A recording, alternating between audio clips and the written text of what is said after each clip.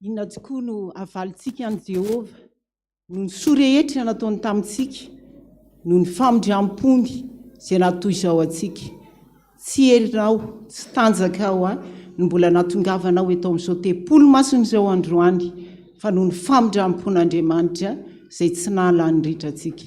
Dia tsika hidera azy, hisaotra azy ny amin'ny fahasalamana, ny amin'ny zavatra rehetra nomeny, eny fanady ao anatin'ny lalana mety sy takatra ny sain'olombelona ary ianao miderahan' Jehova fa tsara izy ary mandrakizay ny famindram-pony.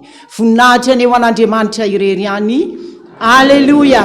Masina, masina, masina Jehova tompony maro, endriky ny voninahiny tany rehetra. Amen. Anisantsika ny fiderana an'Andriamanitra ny salamo 430 ny 1 ka hatramin'ny 9. Salamo 430 ny 1 ka hatramin'ny 9. Ary eo aorianan'izay ny eo amin'ny bokira fiderana ny rasotra sidera 420 ny 1 ihany. Rehefa hita dia rahantsika mamaky amin'ny anaran'i Jesosy. Hisaotra an' Jehova lalandava aho, eo mbavako mandrakariva ny fiderana azy. Jehova ndrehan'ny fanahiko, ary izany ny mpandefitra ka ho faly. Miara mankalaza amin'i Jehova amiko, ary eo ka hiara manandratra ny anarantsika. Mitady an' Jehova dia namaly ahy izy, ka manafaka ahy amin'ny tahotra rehetra. Mijery azy ireo ka miramirana, sady tsy mangay any tavany. Ity olo mandray ity ny antso dia niainy Jehova ka namonjy azy tamin'ny fahoriany rehetra.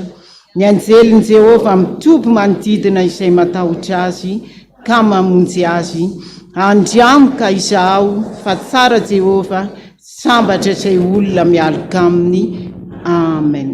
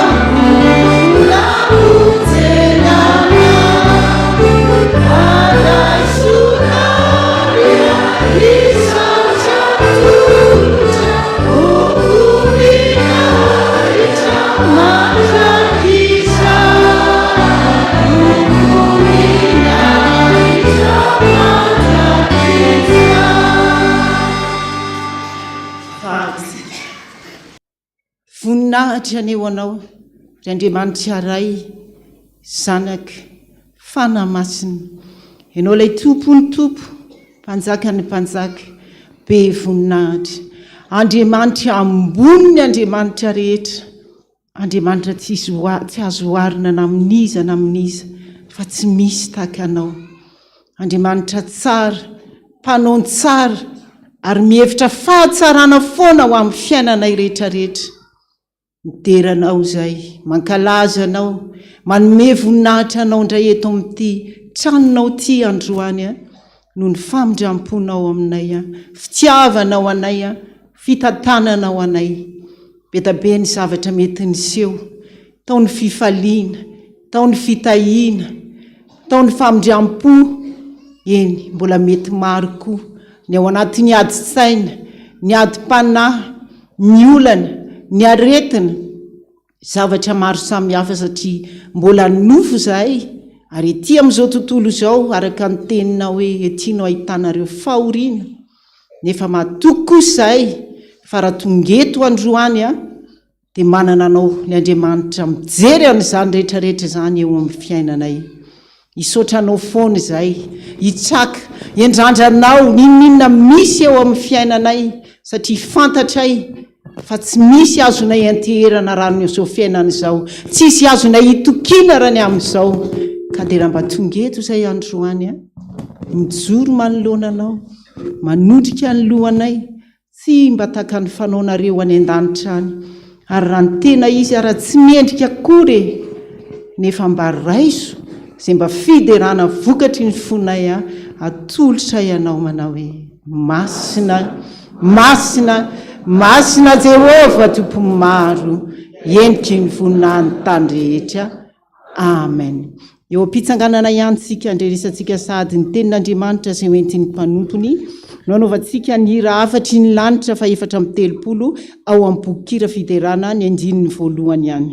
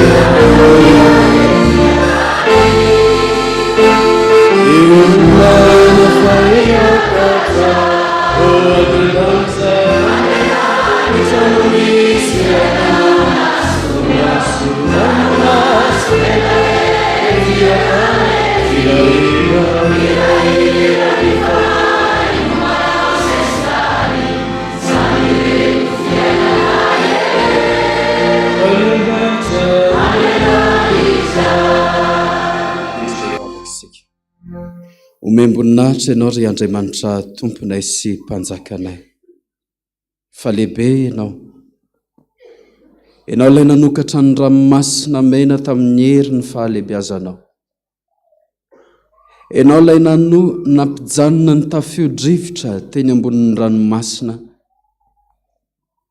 ianao no nampitsangana maty an'i Lazarosy izay rehetra ny fanena taminao ianao ilay nampahiratra ny masony jamba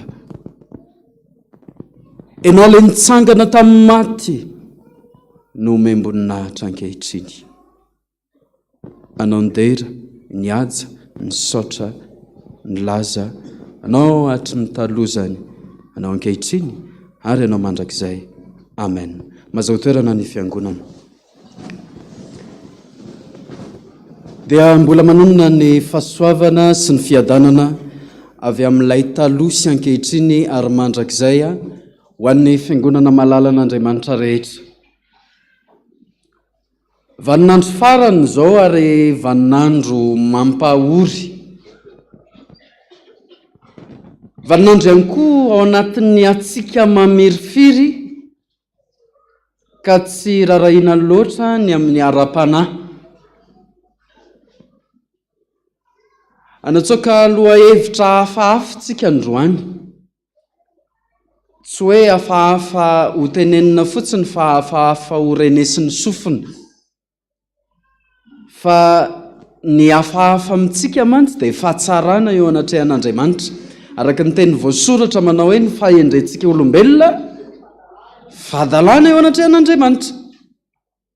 Dia ny lohahevitra ho tsoahantsika ny amin'ny tenin'Andriamanitra androany dia ny hoe tsy Andriamanitra ny tompon'ny teny farany amin'ny fiainanao fa ianao afahafa ny mahazatra antsika dia ny hoe Andriamanitra ny tompon'ny teny farany ary ny herantsika ary indraindray maheno hoe ianao ny tompon'ny teny farany. Fa androany tena tsy Andriamanitra ny tompon'ny teny farany eo amin'ny fiainantsika fa isika ny tompon'ny teny farany. Ahoana izany? Ndao aloha hiaino tantara kely tsika alohan'ny amoasana sy amakitsika ny tenin'Andriamanitra. Indray andro nisy mpanjaka lehibe izay tena mpanjaka nanana ny lazany teo amin'ny fanjakany. Mpanjaka endry, mpanjaka masika ihany koa nefa. Fa rehefa nanana ny fahefana izy dia nanana ny toetra tia mirehare izay koa. Dia rehefa tonga ny fotoana azy nanan-karembe ny mpanjaka. Tsy vita ny nanan-karembe fa nanana vady 4 be izao teo amin'ny fanjakany. Ahoana ny vadiana vady 4 izany? Eny mety ilasintsika hoe Solomona mbola record noho izy. Fa efa sarotra aloha izany ny miaina manambady 4 izany ao anatin'ny trano anankiray. Tsy mba tahaka ny mpanjaka sasany hoe zarazaraina isaky ny fanjakana ny vadiny, fa nataony ny toetra to ambanin'ny tafotranony ray aminazy ao ray fandriana aminazy ao miaraka latabatra aminazy ao. Fa rehefa manao izay tiana atao fotsiny ny vadiny mpanjaka dia afaka manao izay tiana atao, ohatra hoe makany amin'ny efitra hafa na manao zavatra hafa sy ny sisa. Dia indray andro ary rehefa tena naharary ny mpanjaka, naharary be tsy misy toy izany, dia namparitaka ny taratasy nanerana ny fanjakana. Dia isaky ny faritra moa dia misy solotenan'ny mpanjaka rony antsoina hoe gouvernoura irony. Dia rehefa ny solotenan'ny mpanjaka any ireo dia nandefasa ny mpanjaka taratasy mba hampiakatra ny mpitsabo rehetra izay tena mahay ao anatin'ny fiarom-piadidiny mba hitsabo ny mpanjaka. Misy nefa ny tena mahay indrindra dia ny dokteran'io mpanjaka io ihany ny tena mahay indrindra, fa ny alanenina ihany aloha izy amin'ny mampanjaka endry anazy dia ny antso ny dokotera rehetra izy. Dia rehefa nantsona ny dokotera rehetra izay nandalo teo aminy dia tsisy navita, farany ny dokoterany ihany no nyroso teo aminy. Dia rehefa nyroso teo aminy ny dokoterany dia hoy izy, hoy ilay dokotera, ry izy ozy ny mpanjaka.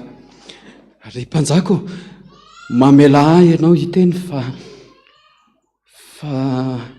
ahoana re zany ahoana re zany teneno aingana izay teneninao, reraka ny ianao ozy ny mpanjaka.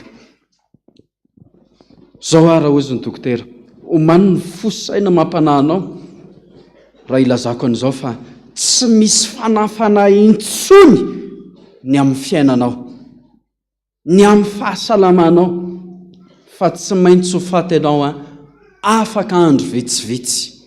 Ataovy izay tianao atao ry mpanjaka. Dia nitsoaka ilay dokotera, nanao tongotra katoka satria matahotra sao irehetan'ny fahatezeran'ny mpanjaka izay natenain'ny mpanjaka fa hanasitrana azy.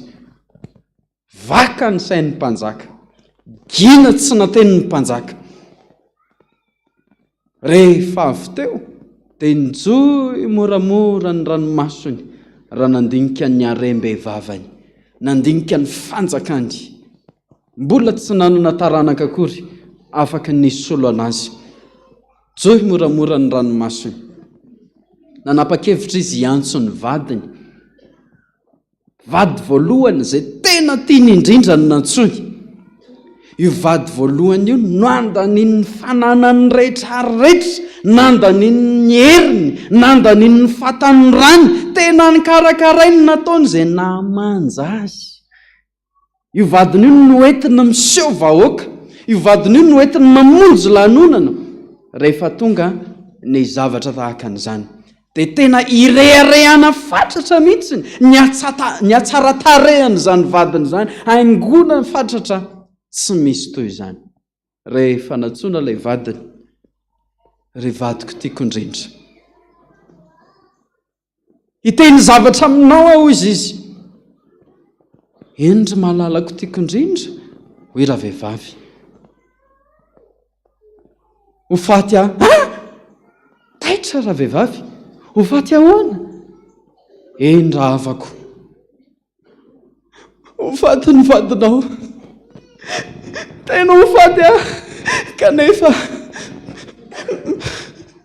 mangina re aho, mangina malala, fa inona ary tia mampitomany anao? Ho faty aho matahotra chéri aho, matahotra andeha irery. Matahotra ianao andeha irery? Andeha irery ho aiza? Ianao koa izany ohatrany tsy tenenina.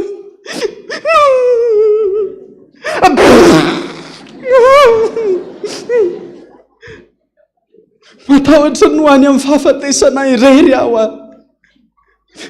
Etsy izany afaka izany, andao mba hanaraka anahy ho any amin'ny fahafatesana. Inona? Fa ianao ve adaly hiaraka aminao any amin'ny fahafatesana ahoana? Sanatria raha havako, zao ny fa alanenina farana ataoko anao, tsy maninona, ateriko hatrany anatin'ny fasana misy anao ianao a, hatreo ihany isika no afa miaraka. Fa tsy afaka niaraka aminao any aho, aza tsiny raha havako, ataoko izay mety aminao. Inona ny tianao atao? Izany ho any tiako, ianao ve ho azy hanaraka anahy? Tsy handeha ho azy aho, hatrao amin'ny fasana ihany any afaka manaraka anao. Zay mampamangy any, lasa ny vadiny voalohany, natsoina indray raha vady faharoa.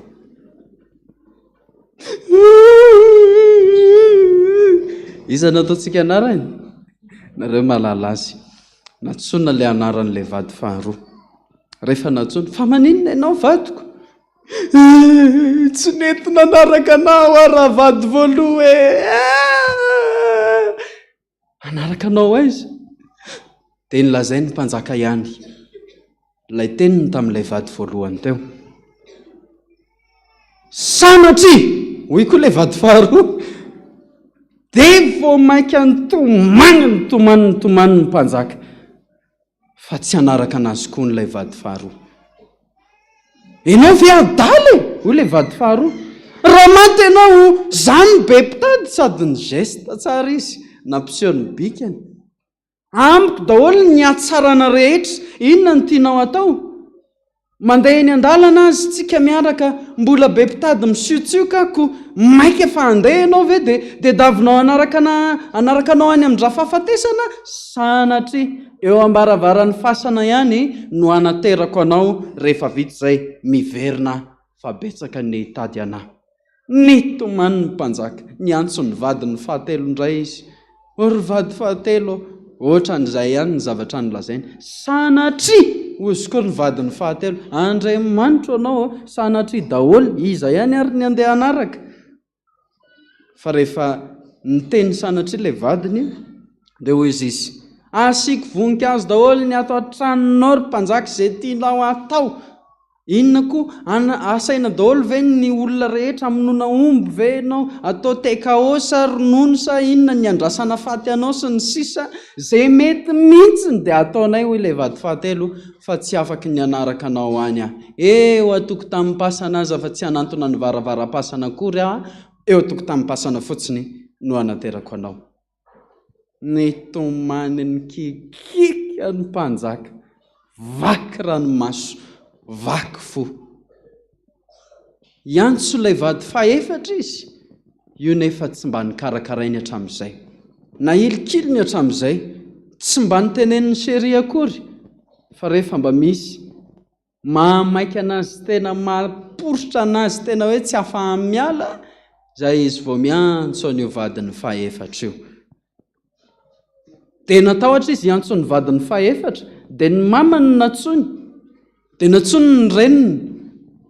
Mama, Mama, mofaty aho mama, nefa tsisy mety anaraka ny vatiko natsoko ny voaloha hatramin'ny fahatelo fa tsisy mety anaraka anao any amin'ny rafahafatesana mama. Mama, inona ny ataoko mama? Ry zanako, fa manino ianao no mitomany? Fa mbola manana vady faefatra ne ianao zanako e. Hoy reniny, mama, sanatria ny antso aniny mama. Nzao, nanongila tsofina tao an'nilanila-mbaravarana lay vadiny faefatra. Niazakazaka an-dranomasoko ilay vadiny, namihina azy teo ambony fandrina. Anaraka anao avady malalako, anaraka anao ahe. Nirasa amin'ny mason'ny mpanjaka nitsahatra hatramin'ny ranomasony. Anaraka hoe ianao? Eno avadiko, tena tiako ana ianao, anaraka anao ahe. Zay le tantara. Tapotra manita be tahaka an'izany. Ohatrany mbola mampite tantaraina e. Fa ny tenin'Andriamanitra mbola misy maro fa zay ve no tantaraina eto. Inona ny tiana tongavana ao anatin'izany tantara izany? Vady voalohany dia io tenantsika zanak'olombelona io ny karakaraintsika atao manjamanja retsion. Dia rehefa manjamanja dia aingona fatratra, io ny ampideraina. Za zao vao nahazo monto lavalava rehefa mirava eo mba jerevo hoe ampideraina fatratra mihitsy. Tena atao izay mamety an'io vatana io, atao mamanja, atao mahafinaritra e. Any e? Misy zao tamintsika efa mifoto amin'ny 4 maraina nanao metimety ho an'Andriamanitra zany. Tsara ane zany e. Fa io vatantsika io tsy hanaraka antsika any amin'ny fiainana hafany, fa mijanona ao am-pasana fotsiny ihany io. Sanatria amin'io no handeha hanaraka antsika any, na dia matahotra azy tsika handeha ho any. Faharoa manarakarak'izay, vola lay vady faharoa any a? Izy ny be mpitady raha ohatra hoe mantsy zasy ianao e. Eny an-dalana raha mbola kotikotian'ny olona raha vola, mbola hoentinao eny, mbola misy mangarona ny paosy. Ohatran'ilay vehivavy tia an'ilay jilamboto ireny rehefa eny an-dalana azona le azy zanzipa. Dia manao an'izany, ohatran'ilay hoe any amin'ny dalina pasika anjanona ohatrany sy tsy adakazy etsiny. Eo ny tena misy an'izany ao. Dia mikitikitika ohatr'izany ny olona amin'ny ravola kanefa hatreo am-baravara-pasana ihany no anaterany anasy anao dia vita. Tsy mandeha lavitra, tsy manaraka antsika izy fa izy ny be mpitady raha maty tsika. Vady fahatelo dia izy ny havana matsaka izy afaka ampiana voninkazo ao an-trano, afaka atao tsara ny tekao, afaka atao tsara ny ronono sy ny sisa, andraisana ny vahiny mba manao metimety ny fianakaviana. Farafaratsy misy couronne moa ilay anaran'ilay voninkazo ireny, betsabetsaka eo ho an'ny dada malala na ho an'ny em malala na ho an'ny vady malala, izay taranaka faramandimby.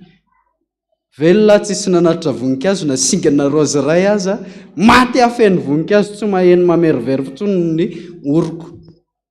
Zay, iza kosa ilay vady faefatra? Fanahiko, izay tsy mba nikarakaraiko akory, tsy mba nasiako vidiny akory, kanefa miazakazaka miteny hoe leo fanaraka anao any akoatra raha ho any ianao. Mety ve ianao hikarakara ny fanahinao manomboka androany? Anisy vidiny mihoatra lavitra noho ny vatana, anisy vidiny mihoatra lavitra noho ny harena ananako sy ny anananao, anisy vidiny mihoatra lavitra noho ny havana dia ny fanahiko sy ny fanahinao. Dia ary tsika hikarakara ny fanahintsika araka ny lohahevitra androany hoe tsy Andriamanitra ny tompony teny farany eo amin'ny fiainantsika fa isika irery. Any Mpanjaka 2:4 no andeha ovakitsika eo ambany masontsika. Mpanjaka 2:4.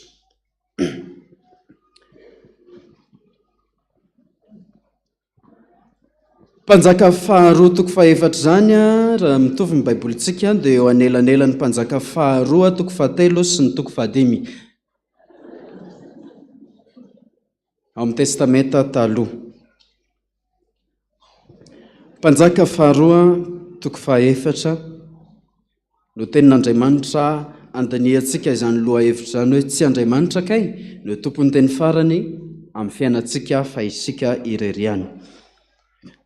Rehefa hita ny teny dia vakiana amin'ny anaran'i Jesosy Kristy manao hoe: ary nisy vehivavy anankiray vadiny zanaky ny mpaminany, nitaraina tamin'ny Elisa hoe: maty ny vadiko mpanomponao. Ary ianao mahalala fa natahotra ny Jehova ny mpanomponao, nefa tonga ny tompotrosa aka ny zanako mirahalahy ho andevony, dia hoy Elisa taminy: inona ary no ataoko aminao?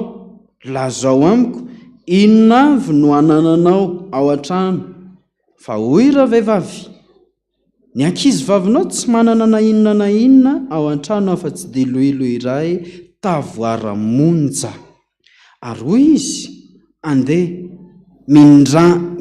mindram-bilany amin'ny namanao rehetra manodidina, dia vilany tsy misy zavatra, nefa aza atao vitsy. Ary rehefa tafiditra ianao, dia aoka irindrim-baravarana ianao sy izy mirahalahy zanakao, ary manidina amin'izay vilany rehetra izany, dia atokany izay feno. Dia niala teo amin'ny ravehivavy ka nirindrim-baravarana mba amin'izy mirahalahy zanany. Ary izy mirahalahy nitondra ny vilany ho any aminy, fa ny reniny kosa nanidina ny diloilo. Ary noho ny feno ny vilany, dia hoy izy tamin'ny zanany: itondray vilany iray koa aho.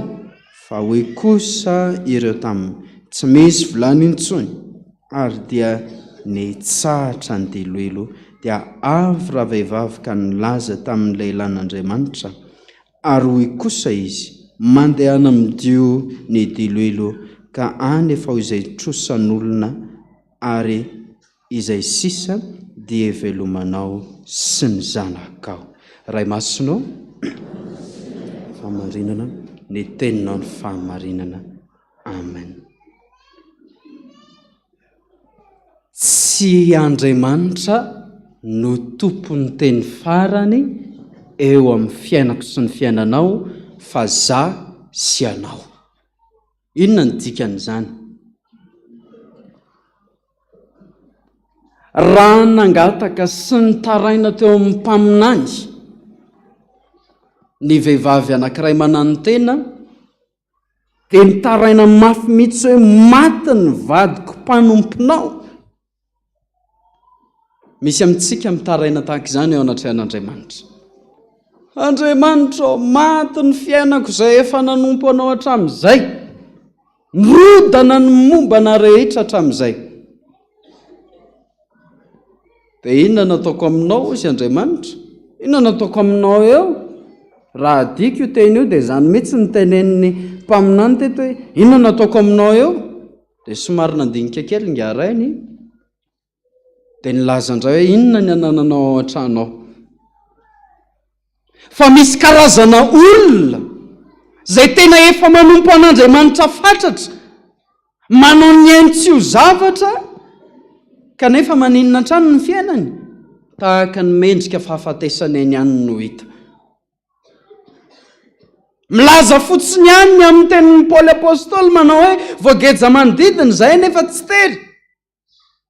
Aty am-piangonana ihany no mahasamy laza an'izany, fa rehefa manomboka manangasangana ny lokon'ny trano lalana mody, ty indray ilay afo be, dia ato indray ve. Dia efa manomana teny ho valiana ho an'izay rehetra miaonao. Fa misy iny mamaly eo, misy iny miteny eo. Avy tany am-piangonana ndraika, aza mifampiteniteny ty ary tsy makany akory. Milaza mpivavaka nefa mihatsara velatsia atao trano ato fotsiny. Iza ny tena mihatsara velatsia? Satsainao mandeha any io. Mody hoe nefa tsy. Tianao ve tsy hetsika ny fatra ny fiainanao?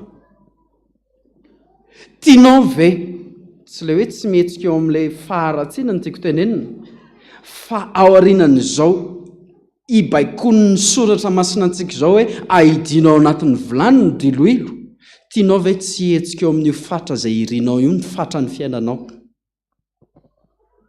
Raha nisy vilany 5 teo na 7 vilany teo na 100 vilany teo na ampidinanao fitahiana dia tianao tsy hetsika eo intsony ve ny fiainanao. Afaka manonofitsika ry havana malala amin'ny tompo fa ny nofinofy no natonga zavatra. Nisy ve ianao raha tsisy nofinofy? Ohatra, mbola tsy miresaka fahariana aloha tsika fa resaka dada sy mama zao ny resantsika. Nisy ve ianao raha tsy nanonofy teraka dada sy mama? Tsisy. Nisy ve io seza ipetrahantsika io raha tsy nanonofy aloha ny tato anatin'ny fiangonana hoe tsara raha fiangonana miankina ny fiangonantsika manomboka izao. Fa hatramin'izay dia fiangonana tsy miankina foana. Dia nanonofy ny mpihevitra raha, nanonofy ny mpandray fanasan'ny tompo mba hanatsara ny endrika tahaka an'izao. Nanonofy ny mpanao an'ity trano ity fa mbola Taninanandrano teto fahiny. Dia ary izao rehetra izao. Ho an'ny olona mpandinika dia tsy miteny ny nofy. Resaka manao arizato ampandriana zany tsy mikaonta eo amin'ny olona mpandinika hoe arizato ampandriana ve ete. Fa Andriamanitra miditra any anatin'ny fahariana amin'izay tsika dia niainga tany anatin'ny nofinofy no nananganany ny zavatra rehetra.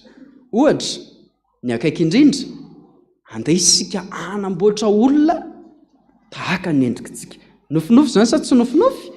Nofinofy aloha zany dia aveo ny realizena amin'izay. Rehefa mipetraka amin'izay izay nofinofy izay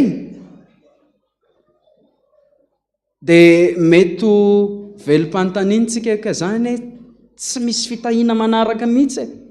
Ny fitahiana avako tsy manaraka fa efa ao anaty. Mila déclenchénao fotsiny ny fitahiana. Io tsy manaraka izany fa efa ao anaty io. Betsaka tsika no hitambesaran'ny trosa. Betsaka tsika no mitsoaka vao maraina ao anatin'ny trano misy atsika dia niazakazaka taty am-piangonana sao dia hododomin'ny tompo-trano. Sa tsy zany? Ary misy tompo-trano efa manao réveil mihitsy hoe sao dia mikorika indray ilay varavaranao dia hiborika ilay olona ambany. Fa aleo dia manao réveil dia za mihitsy ny miandro eo am-baravarana eo ka vao mivoaka oaisy. Aiza mivola? Ahoana tsara? Mbola mikoso maso. Fa tianao ve tsy hetsika eo amin'ny nofinofinao manomboka androany ny hitondran'Andriamanitra ny fiainanao. Ndao déclencher ary inona no azo atao? Tsarovy fa azonao atao tsara ny mividy fanafody raha marary ianao. Fa tsy misy pharmacie zany mivarotra fahasalamana. Sa misy mivarotra fahasalamana ao amin'ny pharmacie? Toko tia impirimpiry ianao mihinana fanafody avy isa maraina tsy maintsy mihinana. Fa rehefa manadino indray mandeha pilina anankiray na roa dia mety miakatra ny tosi-drà na mety misy aretina misamboaravoara ao anatintsika. Azo vidiana tsara ihany koa nefa ny sakafo fa tsy voavidy mandrakizay ny fahazotokomana. Afaka dinianao ve izany teny izany? Tsy voavidy mandrakizay ny fahazotokomana. Sa efa nisy nividy fahazotokomana? Sa misy mpivarotra mahazotomana? Izahay dia mivarotra fahazotokomana mampilakanina be, tsy mampasalebuleby mihitsy, ka navarifiry ho aninao dia milatsaka foana izany. Tsy avako. Afaka mividy sakafo izay tena tianao ianao fa rehefa tonga ny andro iray nampatsaray aza tsy omby ny vavantsika na oviana. Azo atao ihany no vidy fafinaretana. Azo atao zany etsy eo mirotsorotsy eo zalahy mividy fafinaretana. Azo atao zany misy amintsika ary mbola mividy fafinaretanao fa tsy azontsika atao kosa ny vidy fahasambarana. Sarotra be ny manana fiadanam-po sy fiadan-tsainy zany. Tsy voavidy voly zany mama, tsy voavidy voly zany dada, nefa Kristy manome malalaka sy maimai-poana ho an'izay olona te hiada-poa sy hiadana ny sainy. Tsy ny vola ny mampahantra antsika fa zay niteneniko farany zay, tsy manana fiadanam-po, tsy manana fiadanan-tsaina. Ka na dia matory amin'ny alina araka sendra tapaka ny jiro, misy lamako vaovao anjirama zay ihany. Lamako, tapaka foana ny jiro, lamako, tapaka foana ny jiro. Nareo mpikirakira Facebook mahay an'izany. Isika moa zany. Dia le atambaro dia facture. Atambaro, facture. Atambaro, facture. Tsy azonao vidiana re avako ny fahasambarana. Farany, azo mividy fandrintsika na ataotsika, inona moa zany ny filazan'izany? Ly royal ary. Tsara tarehy ny fandrina. Misy fandrina le ranony ao anatiny dia mitsingevaevana eo amboniny. Glopo rehefa miakatra eo, mahazo toro tsara. Misy fandrina sesiko doro, lefa tsy lafo dia doro, manaitra zaza matoro. Misy fandrina ohatr' zany, misy do réponse, aponse. Azonao vidiana tsara mihitsy ny fandrina, fa tsy azo vidiana ny torimaso. Mety ilaza amiko ianao hoe azo vidiana ny torimaso ka tsondromina an'le inona moa le fanindrona azy ireny, dia matory fa mamy fotsiny rehefa tsondromina an'ireny, fa ny maso mbola midiridiry ihany ny sasany. Mamy fotsiny dia malemy ny vatany. Ao amin'Andriamanitra irery ihany no afaka manome anao torimaso tsara, mampandry ahy eo amoron-drano fialan-tsasatra izy. Tsy ny vola ny olana amintsika havana, tsy ny vola mihitsy ny olana, fa ny hevitra avy ao anatintsika ny tena olana. Teto amin'ity soratra masina ity dia tsy Andriamanitra intsony ny tompon'ny tenin'ny farany, fa efa malalaka ny an'Andriamanitra. Ny ampitsontsika ne fantatr'Andriamanitra, ny amin'ny heritaonantsika fantatr'Andriamanitra, efa voasoratra avokoa zany, fa isika no any manova ny tantaram-piainantsika. Jerevy tsara, efa tsy nana ny rahavehivavy, efa tsy hita ny tsony izay atao, efa mandondona ny mpitakotrosa dia ny zanany rahalahy no alaina tsy maintsy andevozina, dia tahaka izany ny amintsika. Mbola alainay koa. Zahay io tenainko io Zahay pastera manko miandry ampafolony. Azonareo ve zany? Zahay miandry rakom-pitahiana avy any aminareo. Ary rehefa tsy manomenareo dia forcenay mihitsy. Ohatry nataon'ny Elisy io. Hoe omeo anazy zany koba ray tananao zany andraho izao. Fa le rangaty ve mitapy? Ozigamitsika raha amin'izany fotoana zany. Raha avy any an-tranonao pastera mandondona. Naona be pastera fa mba omeo any. Pastera efa tapaka poka fotsiny sisan'ny ato aminay.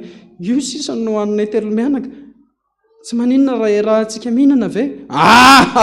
Tapaka poka zany tsy mahavoky amin'ny pastera. Raika poka sy tapany ary mbola tsotsofona vao mahavoky azy. Rehefa tsaramaso zay ny loka tena vao maika midina. Ka tsisy tsaramaso ny pastera fa ataontsika varosoa. Alefaso dia asivosiry. Tsy mihinana nareo fa za rery ny mihinana. Fa le pastera ty ve adala tsy malala hoe tapaka poka sisan'ny ato e. Ohatr' zany ane le fiainana tamin'izany e. Koba eraky ny tanana sisan'ny eo mbola takin'ilay mpaminany ihany hoe andrahoy ho azy zany. Dia jerevinao tsara ane ny fangalan'ny Elisa toerana rehefa tonga le koba dia nohaniny. Koba aina frezy. Koba aina akondro. Dia ahoana ny fijerin'ilay zazan'ny Elisa amin'izany? Mety nitomany mihitsy izy mirahalahy. Majery vao mason-jaza le Elisa. fa tsy nirara iny zany fa nataona neno mihitsy ngamba ny tenda telan'le koba dia nangano hoany mason'ilay vehivavy. Fa niteny amin'izay Elisa, ho eto aty amin'izay ary inona le anananareo mihoatra n'iny koba iny? Dia ilohilo ray tavoary e, dia ilohilo e, ndana mindrama vilany. Anao ve ianao sa tsy anao? Ny hevitra ny tsy ananantsika, fa io hevitra io na tonga n'Andriamanitra nilaza manao hoe angatao izay tianareo na inona raha mitoetra ao anatinareo ny ka ny tenin'Andriamanitra izay afafy amintsika androany ity ry havana no mamata teraka ny fiainanao. Mino zany va ianao? Fa Elisa anie tsy nitenitenina inona ity izy, tsy niteny tenin'Andriamanitra tao anatin'io e, fa sady nilelamolotra fotsiny Elisa amin'le koba ny namafavava amin'le potipotika koba katsakeny ngamba dia niteny hoe ndana ary mindram-bilany amin'izay dia amidy ao anatin'ny varavarana anao dia ararao ao amin'izay anatin'ny vilany. Fa fifaliana ny ramatoa reniny, hoeto indray ny vilany manaraka e, hoeto indray ny vilany farany. Niteny izy miralazanana hoe tsy misy tsony feno. Eto ianao no manomboka mandraraka ny fiainanao. Raha kely ny fiainako sy ny fiainanao androany, ararao namana, ararao avako. Mahantra ve ianao? Manan-karena ve ianao? Ny fatra izay ataonao ihany no hanomezan'Andriamanitra anao. Manomboka androany zany dia tsy afaky ny idina averika ihany, tsy afaky ny idina mihoatra ny fatra izay irinao izay nalatsaka ao androany ny fiainanao manomboka ao anatin'ny minitra izay ho avy rehefa avy eo.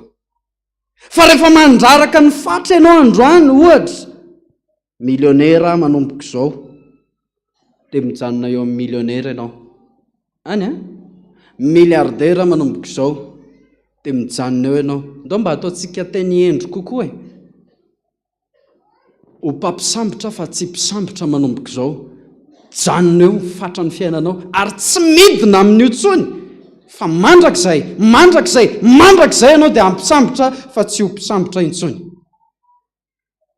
Rehefa manidina ny fatranao ianao dia mety ny vilany ny samihafa na maromaro, fa io fatra io dia tsy metsika eo ary mbola misy ambony behivavy ary mety hivelomanao. Ndao anatsoaka olana anankiray tsika mandra-parana antsika ny toriteny, ho tsoatsika eo amin'ny fiainantsika amin'izay ty teny anankiray ity. Inona ary ny olana ngeza be izay saidran'ny fianakaviana kristianina amin'izao dia mipetraka amin'ilay tenin'Andriamanitra hoe ny atsembohan'ny tavanao ozina anie zany ry havana e.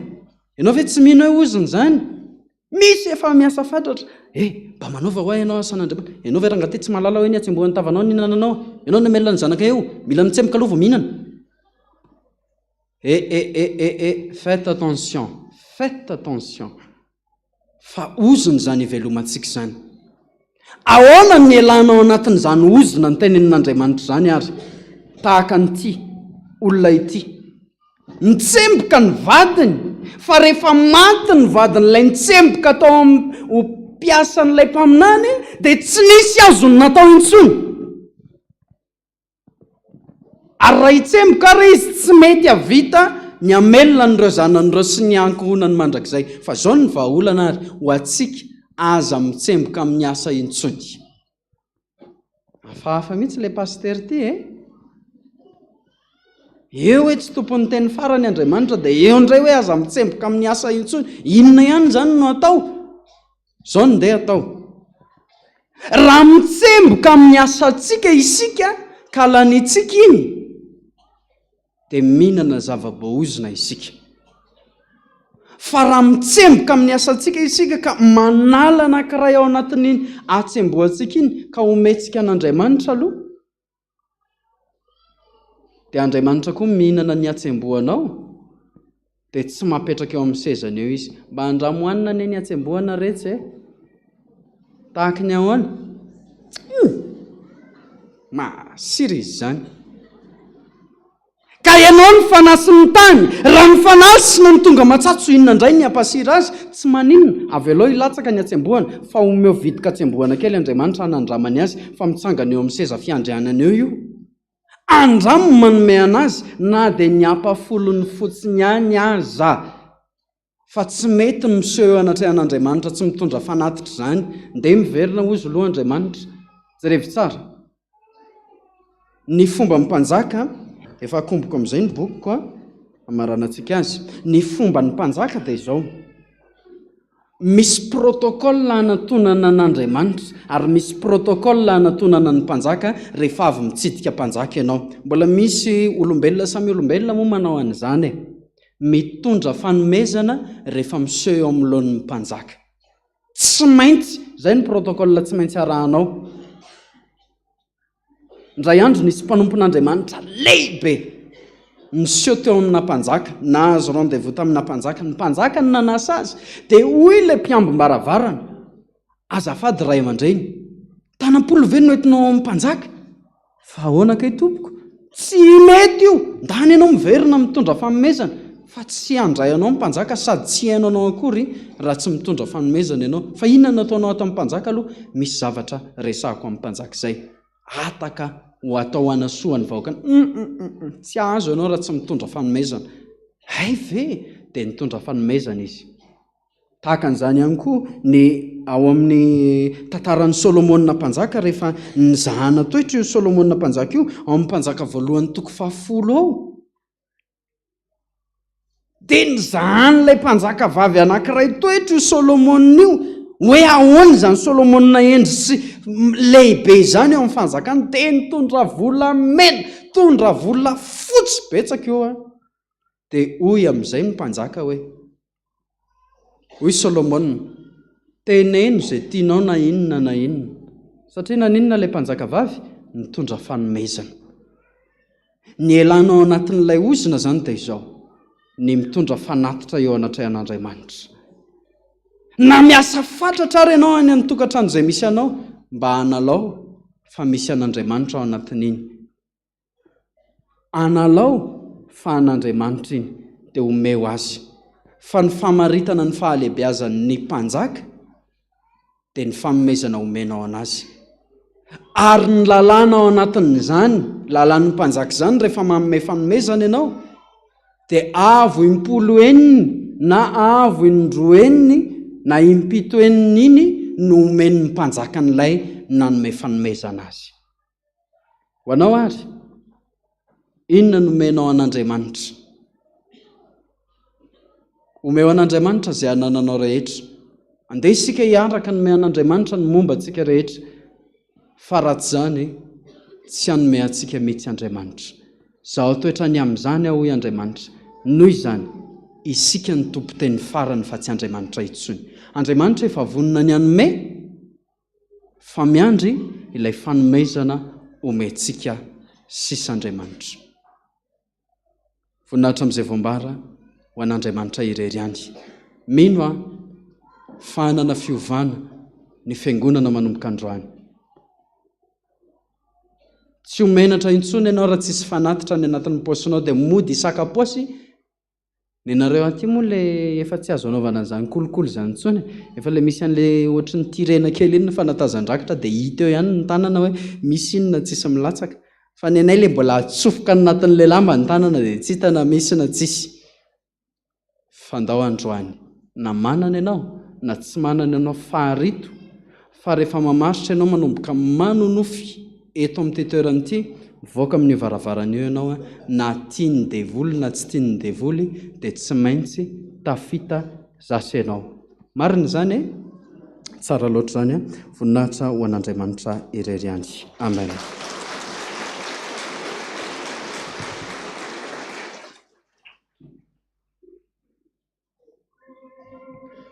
sotra ny tompontsika ny amin'izany tenin'Andriamanitra izany Elisa raha ny tany andravehivavy inona ny ao an-tranonao inona no anananao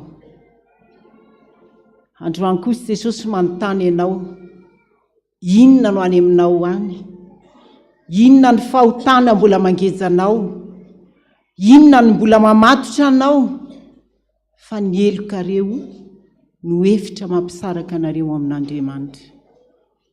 Andaontsika hiverina ao amin'Andriamanitra mba hanaiky tahaka an'ilay vehivavy rehefa nitenenina hoe mandana ary vilany no anananao, diloilo no anananao, andana mindrana vilany.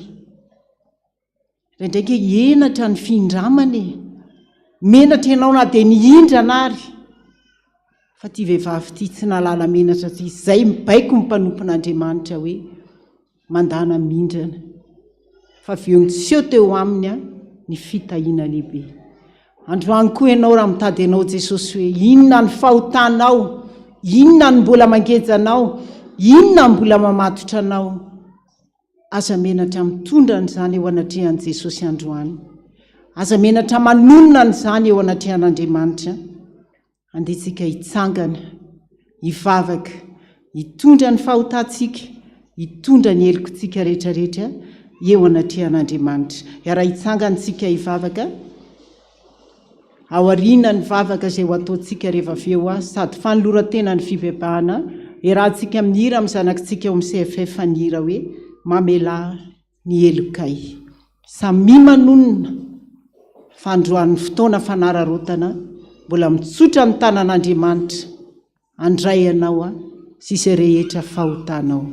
Iara hivavakitsika. Jesosy eo misaotra anao izay androany. Tsy nanakatom-baravarana ianao ary nampafantatra anay tamin'ny teninao fa zahay tokoa indray ny mahatonga ny fiainanay ho tahaka an'izao. Ianao ilay Andriamanitra raha efa miantso foana isan'andro isan'andro hoe avy ary hifandahatra isika, fa zahay no mitsoaka tsy manaiky hifandahatra aminao. Tsy mba tsapanay isan'andro izany hatsara-panahinao izany, izay amin'ny amoram-ponao izany. Fa fitiavana anie Jesosy ny antsonao an'izany. Antsonao hifandahatra satria fantatrao fa mpanota, fantatrao ny lalana nalianay, fantatrao ny nataonay. Fa raha indray araka fitenenatra amin'ny mody fanina ve? Androany ianao mbola tsy mitsahatra indray, mbola miantso anay. Miverena amiko ahy ianareo, misasao ahy ianareo, diovo ny tenanareo. Fa io fahotanareo io anie no manafina ny tavako aminareo. Io fahotanay io mampatonga anay ho tahaka an'izao ny fiainanay, satria alohanay mifikitra amin'io toy izay mifikitra aminao. Alohanay miaina ao anatin'io toy izay miaina miaraka aminao.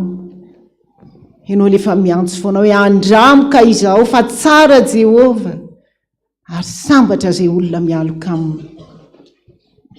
Fa izay dia lasa mialokaloka eny ambanin'ny lainga, eny ambanin'ny fitaka, eny ambanin'ny fijangajangana, eny ambanin'ny rehaka izao fiainana rehetrarehetra izao.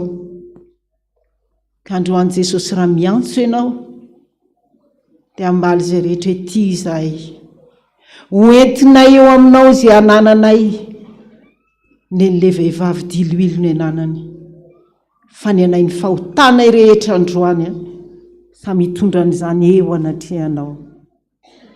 Hitanao daholo ireny, mety nisitrika tokoa tany anatin'ny mangingina, tany amin'ny toerana maro samihafa. Fa androany ianao mitady an'izany aposaka aminao mba tsy ho amin'ny fotoana izay tsy ampozinay no anehoanao an'izany. Mamindrafo aminay Jesosy, mamela ny elokay, diovo zahay, sasao zahay. Le raha nalatsakao teo ambony hazo fijaliana mba ho famelana sy fanadiovana anay, angatahana aminao, atetiavo tsirairay avy aminay rehetrareto, tena nasananay tokoa. Ka manomboka androany mpanota voavela eloka ny anaranay. Ianao hijery an'izany tsirairay avy any anatin'ny fonay ihany, satria fantatra efa tsy misy afaka melan'izany fahotana izany afa-tsy ianao rery ihany. Ka dia manantona izay Jesosy manaiky ifandahatra na dia tsy mendrika azy eo anatrehanao. Manomboka androany anaiky andeha amin'ny lalana araka ny sitraponao, ivily amin'ny lalana tsara, fa ny angatanay kosa mba tantanao amin'izay manomboka androany. Tantanao amin'ny tanangavana ny fahamarinanao, andeha amin'ny lalana araka ny sitraponao. Raha mitady mbola ho resy ny fakapanahy, ampasahivy Jesosy, vangio, ataovy reny ny sofinay mihitsy hoe tsy antsony ny lalana ry zanako aho, fa tsy ny lalana hitondrako anao. Azahoanao ny fiainana mandrakizay. Raha mbola mitady hiteniteny foana ny vavanay, atsony aingana ny tananao anakombona an'izany, mba tsy hiteny lainga atsony, tsy hamoaka teny tsony ampandratra olona, fa tena ho mpitoro ny filazantsara, ka mba ho teny tsara amin'izay daholo no aloako ny vavanay manomboka androany. Jereo ny fiainanay rehetra, fa le Satana mierina tahaka ny liona mitady izay ho alay, mitady izay horombana, mitady izay hoentina mihitsy ho any amin'ny fiaina tsy hita sy ny fahaverezana. Fa ianao no angatanay manomboka androany aho, mba hanarona ny mandrakariva ny fahamasinanao, ka na iza mitady hisitona, ianao ampanjambena ny masony reny. Dia matoko izay Jesosy fa tena nibebaka tamin'ny fonay tokoa androany, ka ho tanteraka aminay ny teninao hoe anaka, voavelany elokao ary amin'izao sisa izao aza manota itsony. Mandehana ho ny Tompo, aza matahotra, aza merikerika tsony, fa na dia mena tahaka ny zaka aza ny fahotanareo, dia efa nofotsiko zany, nofotsiana Andriamanitra fa tsy nofotsiana olombelona. Ka mandehana fa sambatra ny olona izay voavelany eliny sy voasarona ny fahotany, sambatra ny olona izay tsy sainy Jehova eloka ary tsy misy fitaka ny fanahany. Amen. Mino an'Andriamanitra ray tsy tompanao ny lanitra sy ny tany aho, ary mino an' Jesosy Kristy zanan'ilay tokana tompontsika, izay nitorotoronina tamin'ny fanahy masina, nateraka Maria Virginy, nijalana napaka Ponty Pilato, nombona tamin'ny hazo fijaliana, maty ka nalevina, nidina tany amin'ny fiaina tsy hita, nitsangana tamin'ny maty tamin'ny andro fahatelo, niakatra ho any an-danitra, nipetraka eo ankavan'Andriamanitra ray tsy toa, avy any neviny tsara velona sy maty. Mino ny fanahy masina aho, fiangonana masina manera an'izao tontolo izao, fiombona ny olona masina, ny famelan-keloka, fisangana ny tena amin'ny maty, ary ny fiainana mandrakizay. Amen.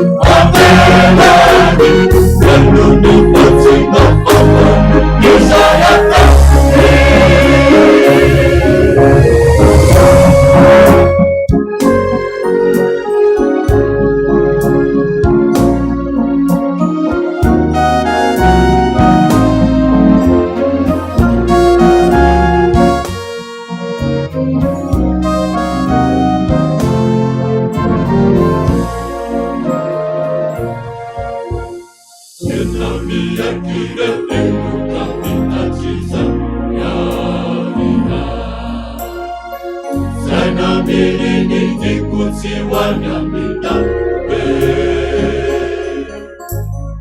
uzaikuwaze favita enutikusiita yefijisi alihabisa akakina ulutena mahasarama isa iraketani fukutsi alamina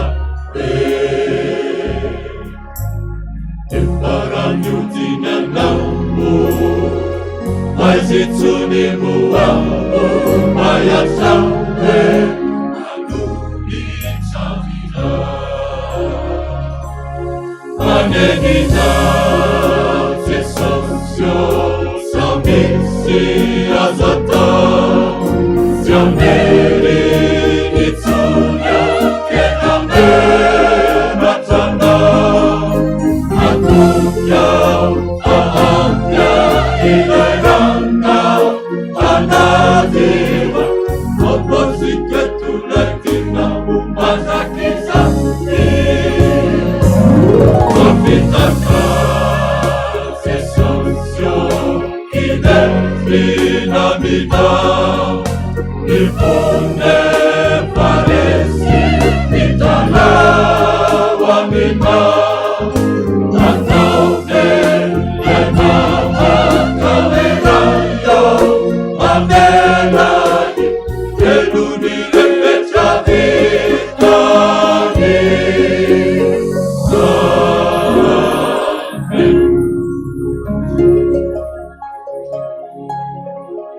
Jesosy io izany voadinay aminao androany tsy mahatahiry tena fa tehirizo ary manantena kosa izahay fa manomboko izao lalam-baovao izay mikotana no erahanay aminao voninahitra ny eo an'Andriamanitra rery any aleloia masina masina masina Jehova tompony maro endriky ny voninahiny tany rehetra amen mipetraka ny fiangonana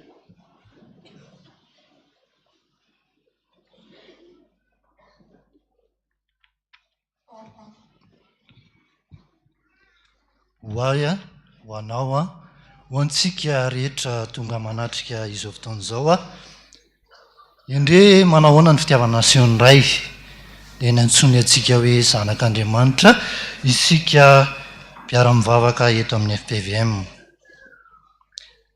ho elavelona toan-dramasambo any antsika ho tranitranotra tahaka ny volana ary maro andro tahaka ny rakitana indrindra ireto izay nanoratra ny tsingeritaona maro samihafa nahaterahany ireto vakiana-panadrana Andriamatoa sy Ramatoa isany Rakotondrazafy miendrika Andrianina Rasoaromanina Iajanirinina Clarisy 9 Jolay Rabetokotany Lika afaka baka français Ramasindrana Hary Lisy 9 Jolay Ramitarso Cécile 20 Jolay Rakotarovontina Antenaina 20 Jolay Rakotarso Iajadina Mamy Alain 7 Jolay Rayarson Miaro Alicia 7 taona 2 Jolay Andria Mahery Tsiky Miranda 7 Jolay Anjia Miaja Miora Sarbidy 7 Jolay Razafiny Rana Rodolphine 5 Jolay mangataka nira miankina aminao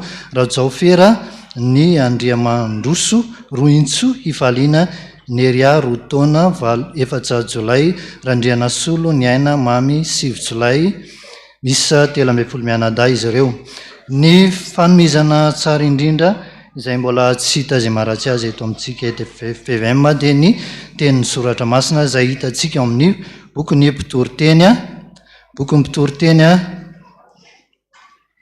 toko 7 vakitsika ny 12 17 ary ny 14 bokyny mpitoriteny toko 7 vakitsika ny 12 17 ary ny 14 farany rehefa hita dia vakitsika aminaran'i Jesosy manao hoe fantatry fa tsy misy tsara amin'ny olombelona afa-tsy mifaly sy ny manao ny tsara raha mbola velona koa izy ary koa raha menina sy misotro ary finaritra amin'ny fisasarany rehetra ny olombelona dia fanomezan'Andriamanitra izany fantatro fa zay rehetra ataon'Andriamanitra dia aritra mandrakizay tsy azo ampiana ary tsy azo analany zany ka dia ataon'Andriamanitra matahotra eo masin'ny olona rehetra zay matahotra azy hiaraka hitsangantsika tompoka hivavaka hitondra mavaka ireo mpanompon'Andriamanitra 3 mianaka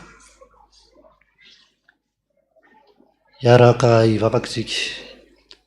Endry Andriamanitra ray zanaka fanahy masina misaotranao eram-po eran-tsaina izahay tonga somatsara eto amin'izao vavahadin'ny lanitra izao indray ny mpanomponao tsirairay avy.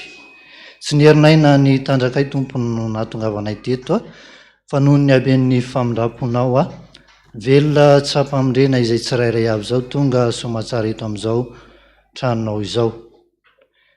Tompo ianao mahalala ny ao am-potsy miloaka ho anay tsirairay avy izay tonga eto amin'izao tempolinao izao. Misy mananteny izay fa manana valim-bavaka homanina nyreto mpanompon'Andriamanitra maro izay tonga izay mangeta hitanao ireto. Indrindra ho an'ireto izay nanoratra ny tsingeritaona nahaterahan'ireto. Ho an'ireo izay tsy manana asa, misy manantena fa ianao manana ny asa izay mena azy ireo. Ho an'ireo izay mianatra kosa dia ho tantera ho anao amin'ny teninao manao hoe olohan'izy fa tsy ho rambiny. Ho an'ireo izay rehetra izay mivarotra mba tsy ho faty antoka, ho an'ireo izay mamboly mba havokatra, ho an'ny mpiompoko tompo te mba hitombo avy zato endy. Misy mananteny izay tompo fa ianao ilay mpamaly vavaka, ianao ilay tsara indrindra, ianao ilay mipetraka ao amin'ny seza manerinerinao ambony ao ianao ilay avopetraka nefa iva-mijery mandinika ny fiainana zanak'olombelona tsirairay. Dia misy mananteny izay fa ao aminao ny valim-bavaka ary mino koa izay fa tsy avelanao ho diso anjara ny tsirairay avy izay tonga teto amin'izao toeran'izao ka ho tanteranao ny teny fikasanao ato amin'ny Baiboly manao hoe ho tahiana izy ireo raha niditra teto ary ho tahiana izy ireo raha mivoaka eto. Mpanomponao no mangataka an'izany ary mbola hanompanao mandra-pialana ety amin'izao tontolo izao tia. Misaotra ary Andriamanitra ray eo anao ndera ny azy izany voninahitra mandrakizay. Amen. Ezaka.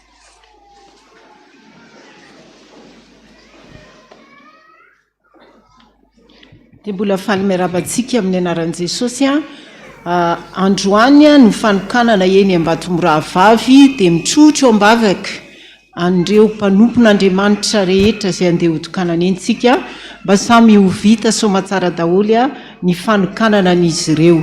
Ary tsy adinitsika koa ny mitrotro ambavaka mandrakariva andray mandrenitsika pasteur Dada Randrena Toandro sy ireo mpiaradia aminy amin'ny asan'Andriamanitra bedabea tanterahany any ampita-dranomasina any. Tongotsika amin'ny fotoana natanterantsika ny fanatitra dia indroa toy ny mahazatra ihany izay manome am-pifaliana no ankasitrahana indrindra. Ao anatin'izany dia zanantsika ao amin'ny CFF no anatanteraka ny hira.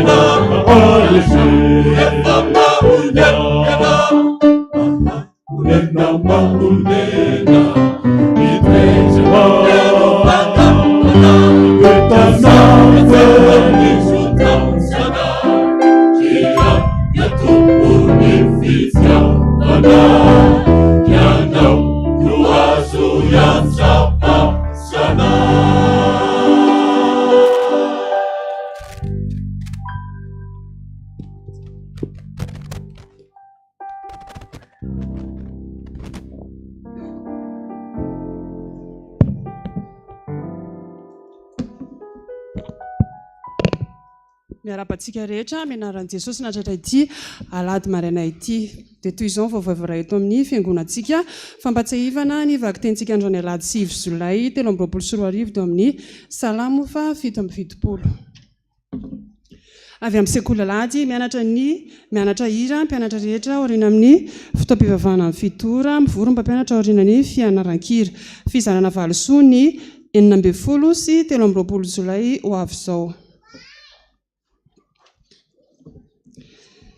Avy amin'ny sampana fanantenana fifaliana ho anay mampafantatra antsika fiangonana fa ny fanateram-bokatra sampana fanantenana dia ho tanterana ny 10 ka hatramin'ny 12 Jolay ho avy izao.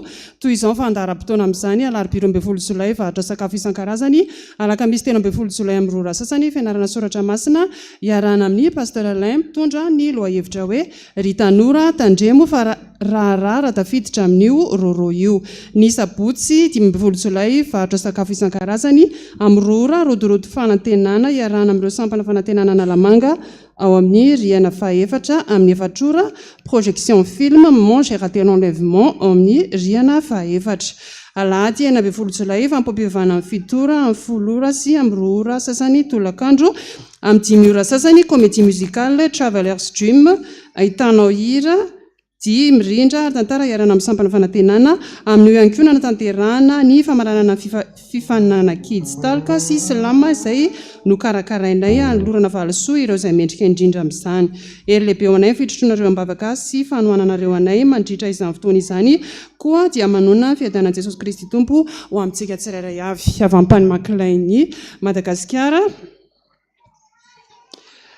ilazana isika ray aman-dreny diakonina Piao ampamakilainy Madagasikara fa izy ny assemblée générale ny 7 Jolay 2024 ho avy izao amin'ny rora sasany ao amin'ny FPVM Taninanandrano Ampandrana manantena ny fahatongavantsika rehetra amin'ny fotoana io fa zavatra maro no tapahana.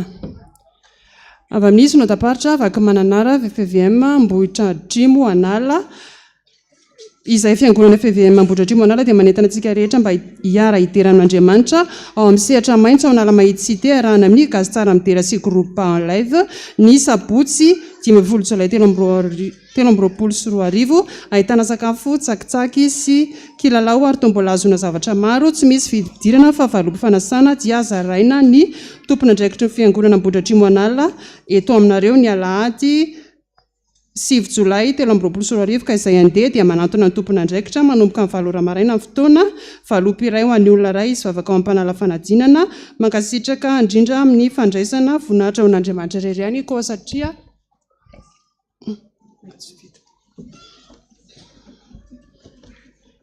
ireto kosa ny zanantsika iroso amin'ny fandrenana tokantranomasina. Andriamatora Kotondray Bemila, Ramatora Biarson Vololon'Andriana Andaniny, Ramatora Zanatra Faradelfina, Ramatora Zavindrana Violante, Andriamatora Ranevo Sakarvony, Roland Félix, Ramatora Wilson Arlanto, Edith Francien Ankilany dia falamanasana any anatrika fanamasinana fanambadiany zafiny ny zanany sy ny fanaovam-batisany zafiny sy ny zanany iary mihaja sy mbinitsoa izay ho tanterahana ny asabotsy 20 Jolay 2024 eto amin'ny FPVM Taninanandrano Ampandrana amin'ny 10 ora maraina. Andriamatora Ajaniaina Jean Olivia Mivady, Ramatora Anjalalao Mamiarsoa Andaniny, Ramatora Zafindrafara Emely, Andriamatora Andrianary Vola Elisa, Ramatora Zoely ary Malala Sabina Ankilany dia falamanasana anatrika fanamasinana fanambadiany zafiny zanany Rahajany Mena Michel sy Randriary Vola finaritra dia atao eto amin'ny FPVM Taninanandrano Ampandrana ny sabotsy 20 Jolay amin'ny 12 ora koa satria efa vita ny fanatazanandrakitra dia iaraka n'olitra izany isika. Tsangana ny fiangonana anao ny ramasatra antsika.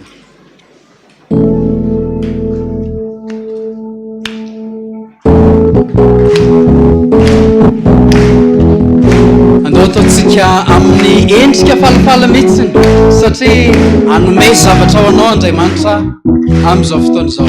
Fitiavana mandrakizay.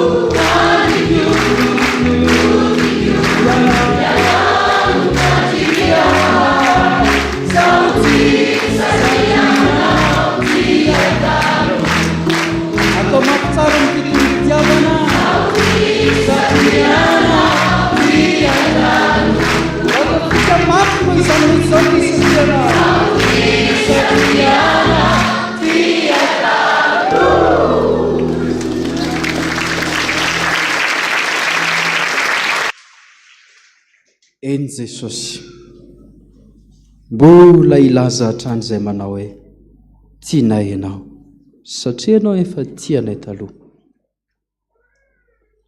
Mizaha toetranao tokoa ary izay manandrana an'izany izay satria ny teninao manao hoe handramika izao fa tsara Jehova, ary zaho toetrany amin'izany aho raha tsy hovahako anareo ny varavaran'ny lanitra dia ny trano fitehirizany tsoa. Misaotra zoko malalo. Amen. Azao toerana.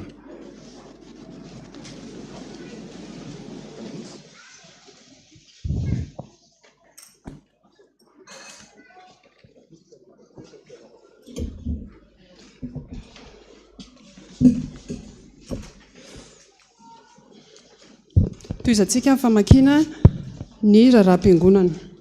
Andriamatoa Andrianomanana Varisoa Paul Père sy Ramatoa Rasoanana Elisabeth Andaniny, Andriamatoa Tovina Rivo Richard sy Ramatoa Arlalao Hortense Ankilany dia fanamapandrianareo ny fanamasinana fanambadiany zanany Andrianomanana Fetra Rivona Antenaina sy Rivo Arlalao Amisitraka ny asabotsy 12 Jolay 2024 amin'ny 10 ora maraina ao amin'ny FPVM Montréal Ampandray. Itosy raha misy mahita ny tsy mamety ny fanamasinana ny fanambadiana dia aoka amplaza ny ray aman-dreny mpitandry ny filazana manjo amin'ny finoana fitsanganany tena maty no ampandrinesana amintsika ny fodimandry ndreto mpanompo voalazanarana rakoto armanana mpiandry farimena katekista misotro ronono dia atsondray hodiny amin'ny 7 Jiona 2024 rehefa mivahiny 7 taona teto an-tany hoy ny vadiny Razanajavy zanany ny fianakaviana manontolo nofony dia efa voalevina tamin'ny 2 Jolay 2024 sy 20 tao amin'ny fahasandrasany Morarano ihany. Razana Malala Jeannette vadina velan'ny tompo Clara Daniel dia nodimandriny alarobia 5 Jolay 2024 rehefa mivahiny 1 taona teto an-tany hoy ny zanany ny zafiafiny fianakaviana manontolo nofony dia efa voalevina tao amin'ny fahasandrazany ny asabotsy 9 Jolay 2024 sy 20 volakandro. Razafy mamonjy heritiana diakona hoy ny vadiny razafin-drazaka voarisoa ny zanany nyreny retapo amin'ny vadiny fianakaviana manontolo nofony dia efa voalevina tamin'ny zoma 7 Jolay 2024 sy 20 tamin'ny 12 ora tao fahasandrasany Ambohitrombiavana. Izy moa dia namela fararakitra 50,000 francs na R1,000 voanginiaina lalao rodinina mpiandry hoy ny vadiny Rakotiniana Daniel ny zanany nyreny ny fianakaviana manontolo nofo mangatsika ny anko dia efa niala tao Ambohitsiroa Ambohidratrimo ny zoma 7 Jolay 2024 sy 20 izy dia namela fararakitra 50,000 francs na R1,000. Rasoa Miadana Martha, sage-femme d'État anesthésiste, mpiandry promotion fanasina officier de l'ordre national dia natsondray hodiny amin'ny alarobia 5 Jolay 2024 rehefa mivahiny 7 taona teto tany hoy zanany zafiny ny retapo aminy sy ny retapo amin'ny vadiny fianakaviana manontolo nofony dia hiala ao amin'ny lo 124 bebis Amboripotsy talata maty anio 7 Jolay 2024 ora hoentina nomezam-boninahitra an'Andriamanitra fampiresana fianakaviana amin'ny FJKM Amparibe famonjena alohany ametrahana azy ao amin'ny fahasandrasany Ambohidavenona Ampitatafika. Ramahandry Tately Marie Sylvie rehefa mivahiny dia natsondray hodiny amin'ny rehefa mivahiny 27 taona teto tany hoy ny vadiny Randriana Soul James Dekona groupe 1 ny zanany ny reniny ny retapo amin'ny vadiny fianakaviana manontolo ny nofony dia hiala ao amin'ny lo 2/6/61 L alarobia ambolo ny alatsinainy 10 Jolay amin'ny 10 ora maraina ary hoentina eto amin'ny Fiangonana FPVM Taninanandrano mba hamezam-boninahitra an'Andriamanitra mialoha ny ametrahana azy any amin'ny fahasandrasany Soarano Isengy Ampanefy. Andriamanitra tompo fampiononana ny ampionona ireo fianakaviana tramanjo. Dia toy izay vaovao voaray teto amin'ny fiangonantsika voninahitra teo an'Andriamanitra ireriany.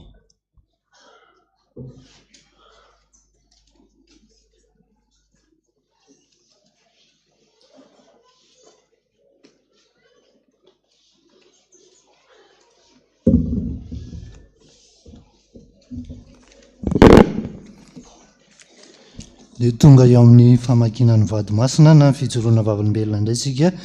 Misaotra Jesosy tamin'ny namalinao ny vavakay, misaotra ny amin'ny famindrapo sy ny fitiavanao.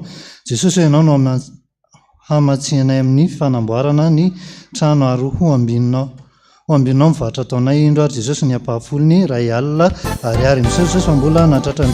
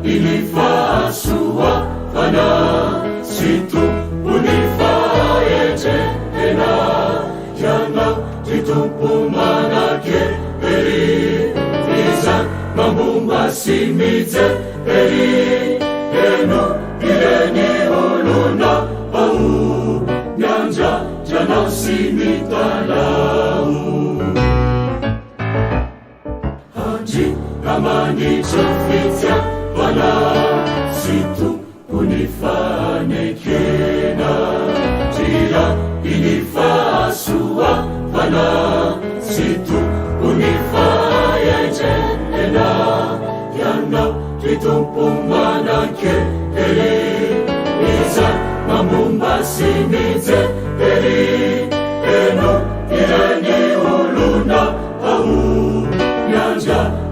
sy mitalao fahatraony alana tena lazao dia mitonita tena nasaorefa mahone tena mahahonena mahonena mitoetrana fenofana mana tosana tsarany trotasana zira na tompony fitiavana ianao no azo iatsapasana rehefa miehoanatsy ana izao fiainanjanakaza isokatreho anolo ana nifitraketany fianana isoketrere fauta ana nia tsisy niadala ana oro titrotikany fo uma fikio izay anjo rehefa miehoanatsy ana izao fiainanjanakaza isokatreho anolo ana nifitraketany fianana isoketrere fauta.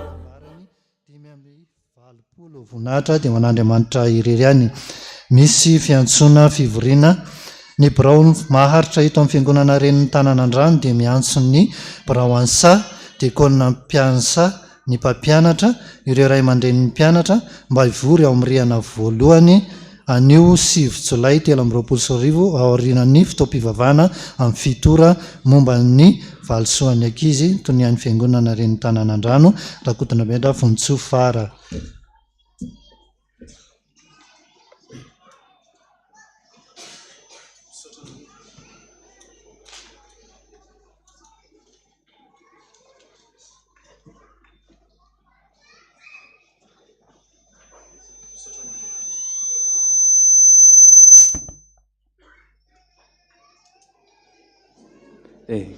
Misaotra an'Andriamanitra lehibe tsika riavana malala amin'ny tompo navita ny fotoam-pivavahana tamin'ity androandroanyity.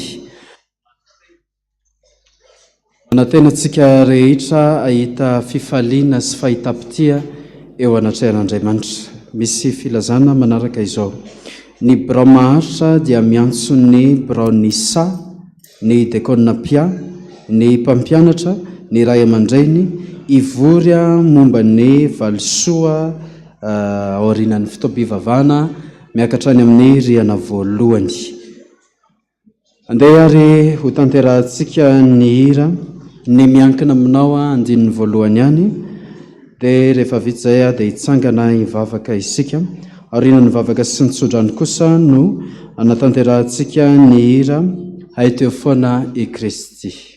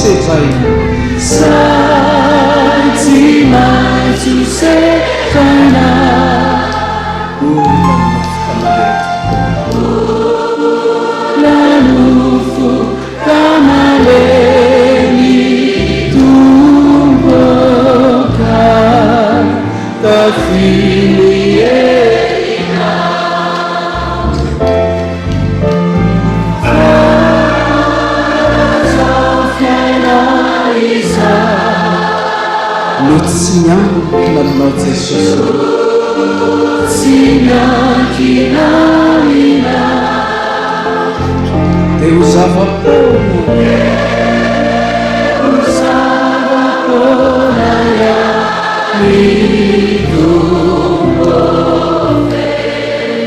no sento si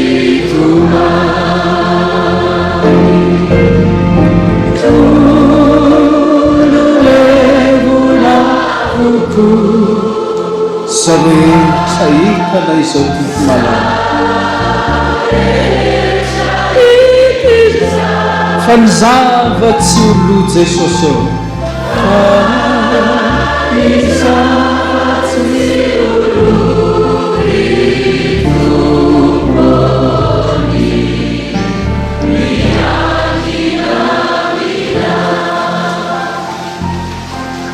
Sotr'Andriamanitra.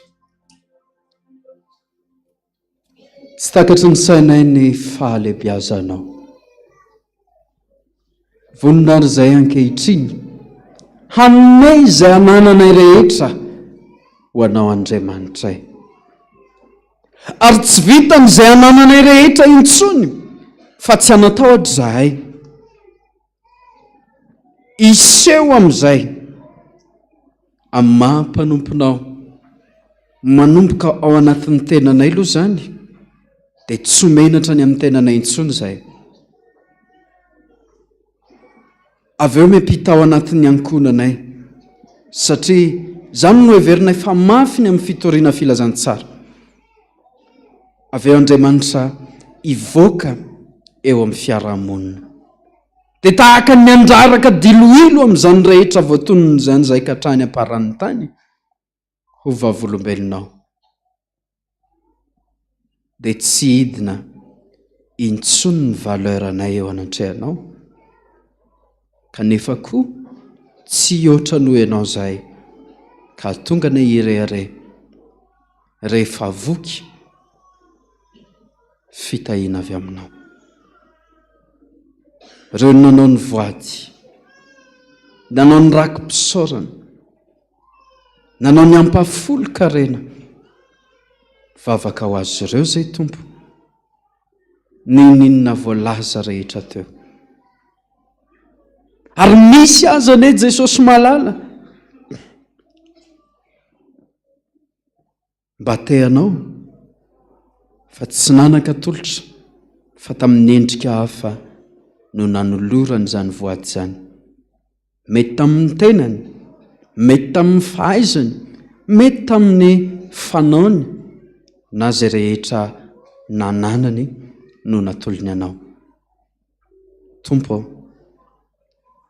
Jesosy malalo, misaotra anao, na dia mafy ary izao fiainana izao, na dia nisy ny fidra-maso mihitsy aza tamin'iny alina mangina iny. Ianao moa tsy manary anay izany mihitsy Jesosy eo. Ianao moa tena tianay Jesosy eo. Izany indrindra Jesosy no isaoranay fiangonana rehetra aminao manao hoe saotra Jesosy, mankasitraka zoko malala. Araka ny teniny lazaiko teo tompo, mety misy aminay ny manam-paniriana te hanao ampafolo-karena fa isak'izay tonga eo am-pelantananay ny volanay, dia mieritreritra ny ampitsonay izahay. Ka raha mbola hanimbinana ane Jesosy, dia mety tsy havita akory atody herinandro, na atody volana, na atody taona, mety tsy ho vita izany.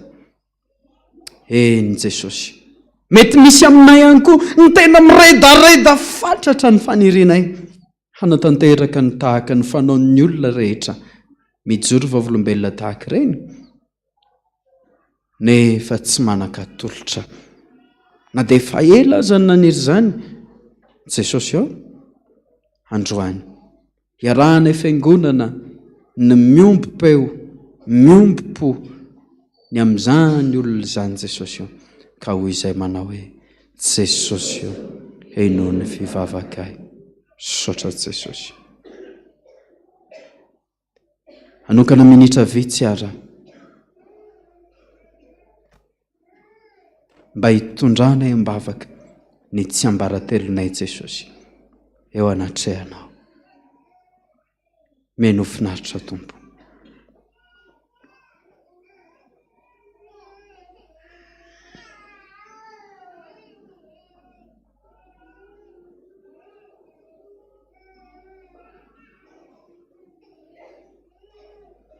Sotra Jesosy, ianao nefa nilaza hery vory lalako atsefatsefaky ny aram-bato zay mialokaloka amin'ny fialokalofana amin'ny fiakarana amin'ny teza te handray ny feonao sy te hahita ny endrikao fa mamy ny feonao sady mahafinaritra ny endrikao.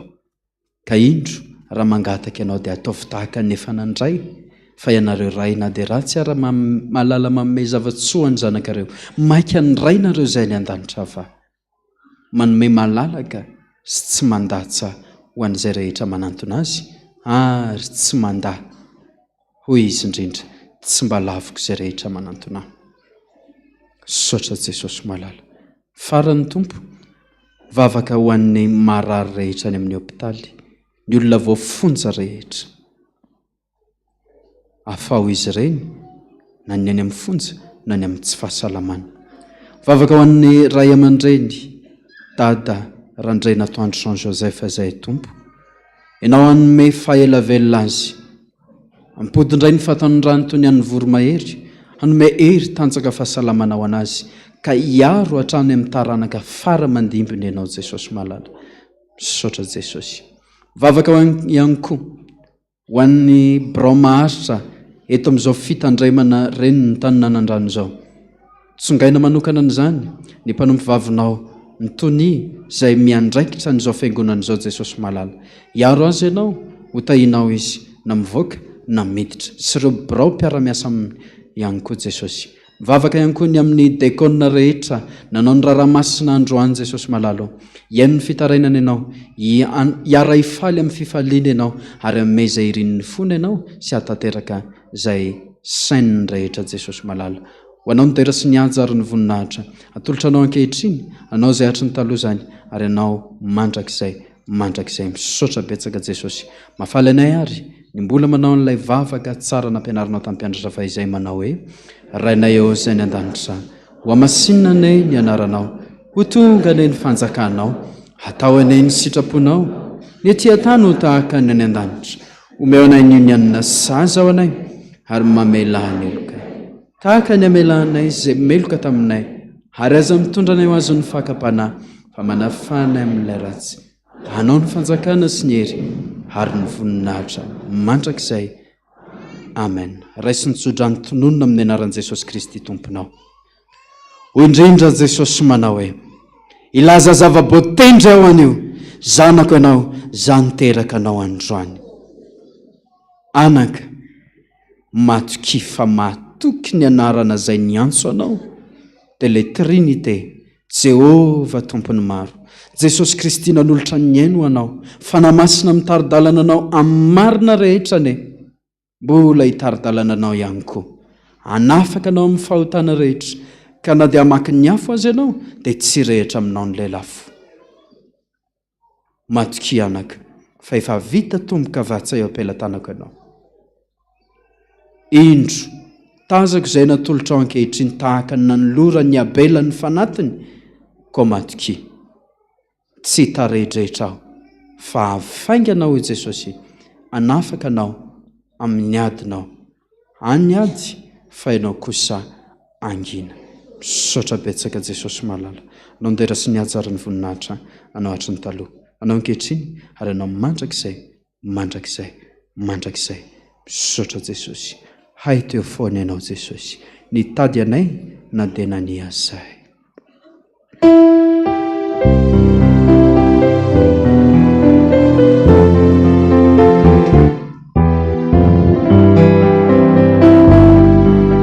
Resao mihitsy ny vatanao amin'izany hery izany, taona sy taona.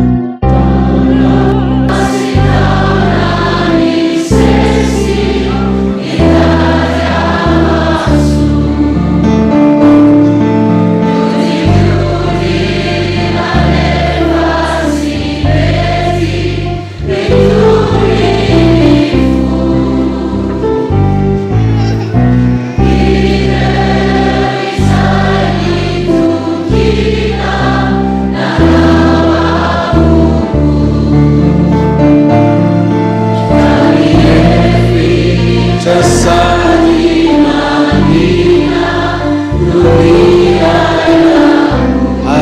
Teu fone não Jesus.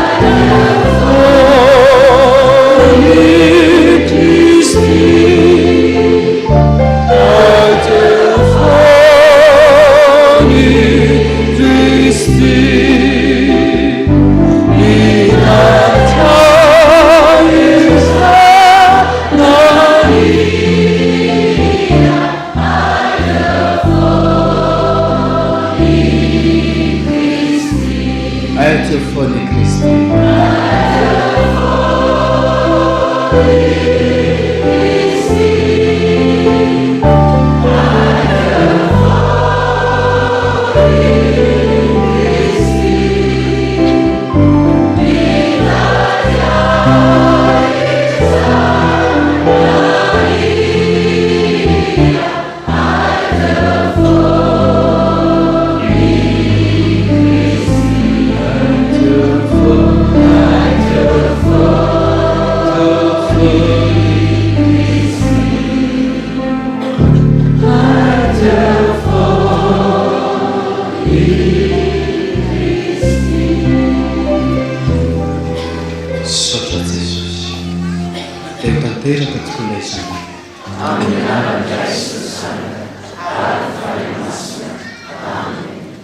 Mandeha amin'ny fifaliantsika courage daholo zany afaka malala zany fa tsy maintsy tafita e mirary so